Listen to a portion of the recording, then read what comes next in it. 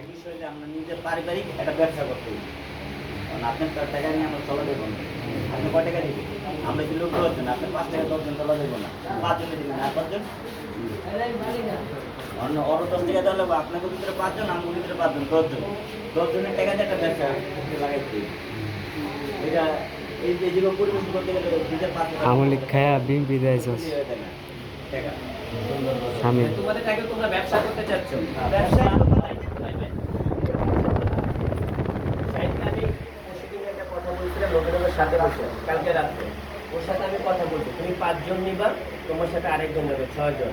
6 জন মিলে নবীনগর 1 থেকে 16 নম্বর পর্যন্ত যতগুলো কনেকশন সাইড আছে প্রত্যেকটা ওস্টিজ মালগুলো যেটা আমরা বাঙালি বলি এগুলো তোমরা কিনবা, কিনা ইনভেস্ট আমরা করবো।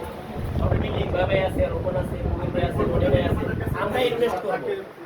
দেখে জিনিস আমরা ইনভেস্ট করবো, ঠিক আছে? সবগুলো মাল এক জায়গায় জমাবা, জমাবার জায়গাও পুরোটা আমরা দেবো, এখানে মালগুলো জমাবা। তোমরা থাকো 5 জন, আমাদের এই 6 জন মিলে